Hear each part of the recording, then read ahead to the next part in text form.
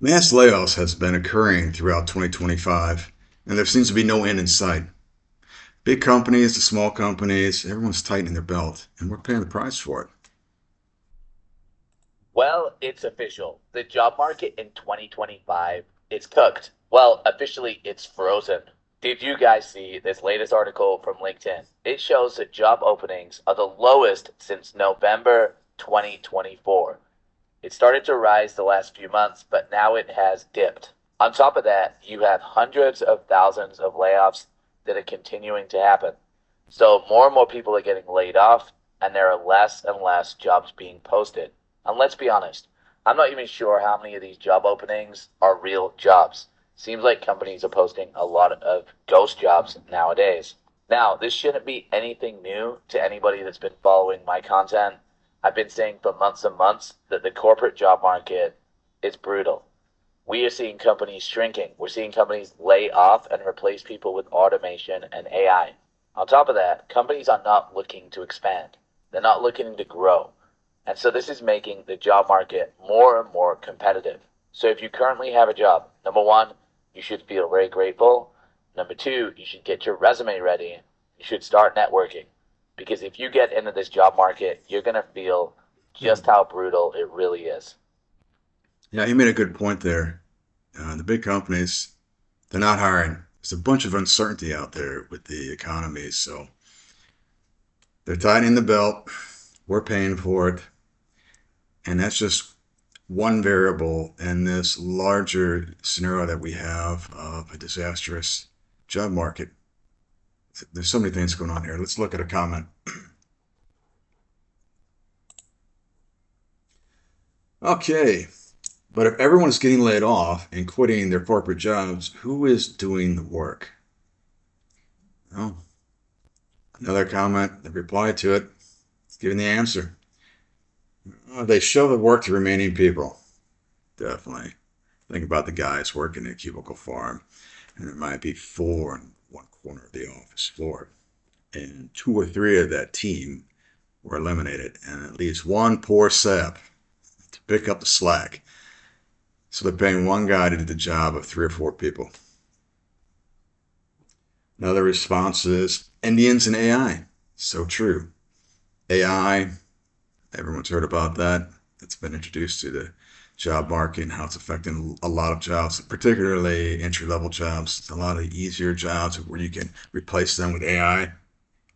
But the other one he says is Indians. What he means by that is cheap foreign labor.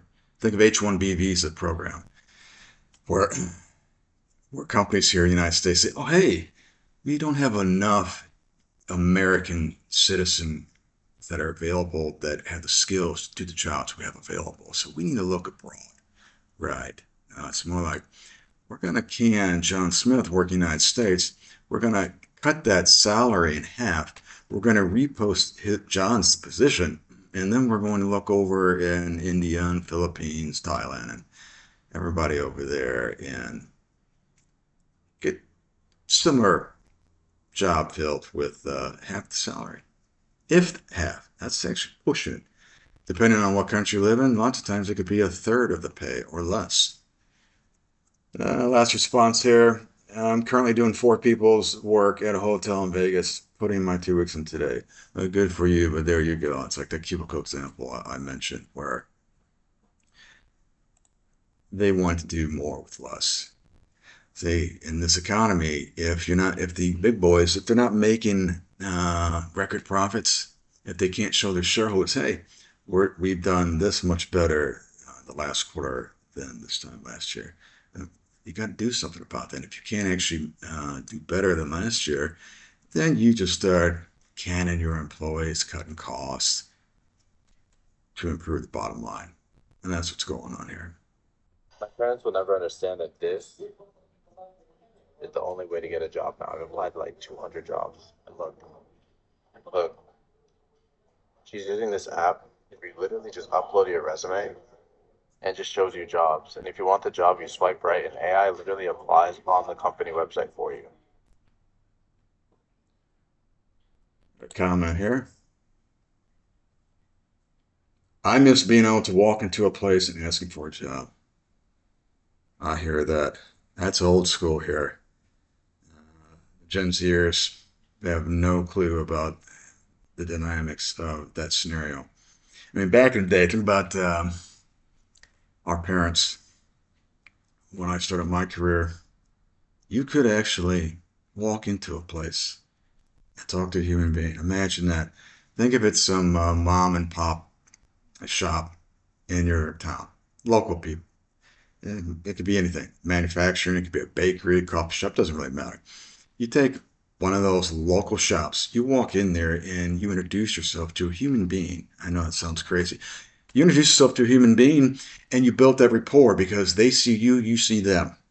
And if you think about it, nowadays they want to do a bunch of video calls. They want to, for other reasons, unfortunately, to make sure you're the person you say you are when you're going to do an interview with the company. They want to make sure you're not hiring someone to do the interview for you. That's how we have it now. It's pretty pathetic. But back in the day, the importance of seeing the faces, you build up that rapport. They could get that vibe off of you. You guys could have a conversation, and they get to just see how you are. Period. That's it. It's just how are you as a person, regardless of your skills, if you're the right person for the job. Can you talk to people? You got that one back and forth one-on-one going on? That's important because that's the soft skills I was talking about.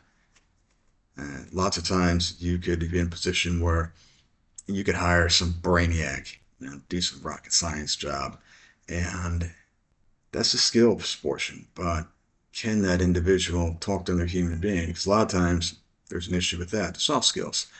So long gone are the days where you can just walk in, present yourself in a professional manner, have a conversation.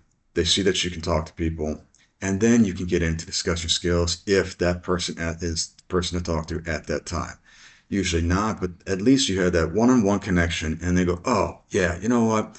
I'm not the guy that handles this, but Joan in the office in HR, she looks at the resumes. I want to pass it along to her, and they put your name and number down. And if you have your resume, even better, just give it to them, and off you go. And more than likely, you're gonna have some kind of communication, some kind of response from them. They may call you in 2 days and say, "Hey, can you come in for an interview this Friday?" That's how it used to work. I know it blows your mind because we're so far from that nowadays. All right, and another comment says, I had a job interview scheduled for 30 minutes, but no one showed up to interview me. They ghosted me. Yeah, that's where we're at right now, guys. That's it. The ghosting. Either you do the interview, and then as soon as the interview is done, and you're waiting for that feedback, the results, did you get the job? Maybe you got some feedback on why you didn't. Anything, any kind of response, and nothing. The employer disappears. Same thing with recruiters. You speak to a recruiting firm, headhunter, and they set up an interview, and you go through the interview with some company, and then you're waiting for that recruiter to get back to them to get some feedback from the client. See how it went. Crickets. So you go through all that, but nothing. A good point in the video about this is how you apply for jobs in the new generation. All he did is whip out an app on his phone, and he just spammed his resume to a bunch of positions. All that's great for convenience because the job market is a numbers game now. It's also making it much worse because let's go say you go to LinkedIn, a job opening kicks in, and within the first hour, you will see that little indicator above the job where it says over 100 applicants have applied for this job. And it could be 500 or 1,000 people applied for it. You have no idea because I think LinkedIn stops it at 100. Yet that's another reason why we have so much competition out there. That's one reason. Because you can easily spam your resume to a bunch of positions in a relatively short amount of time. I just had an interview at Sephora, and the lady told me over 200 people have applied for a part-time position, and she hasn't even checked it recently. The last time she checked, 200 people. Over. How am I supposed to get a job in this economy when 200 people are applying for a part-time position? She's like, yeah, I still have to do some more interviews this week and like check out who applied.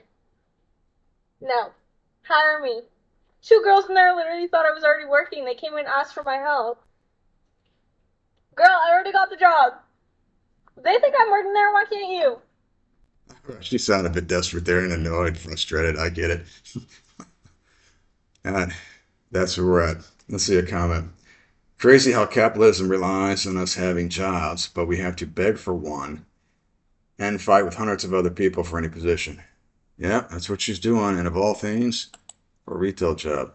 Yeah, for a part-time position at a retail store. That is crazy. Those kind of jobs used to be where if there's an opening or two, say Walmart, they might have a handful of openings at Walmart for good old retail, being a cashier, or working the floor in an department. It's pretty damn easy to get. You pretty much just go through the process. It's not as if you're having to prove yourself. The interview would be a pretty basic process, but you heard her.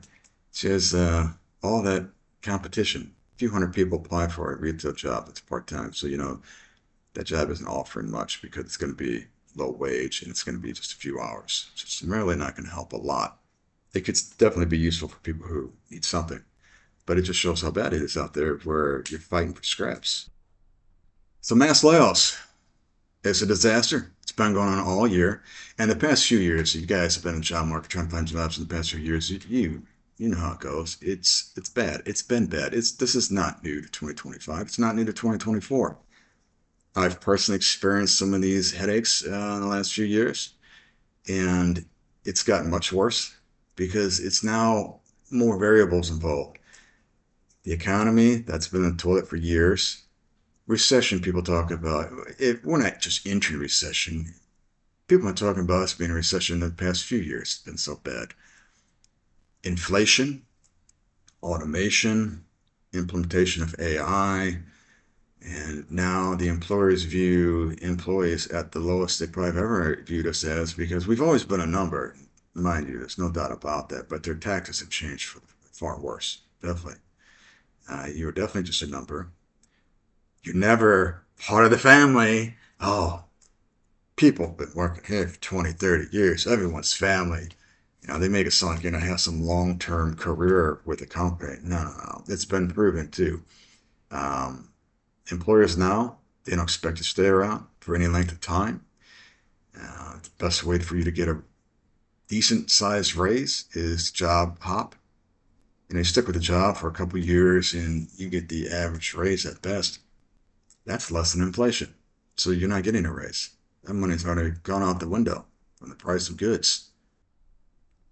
So it's brutal out there, guys. I'm sure you're all well aware. Many of you are experiencing a lot of what these people have been talking about in the videos. If you enjoy my content, like, subscribe, and share your experience. I want to know what you guys are seeing out there. Leave a comment, and I'll see you guys in the next round.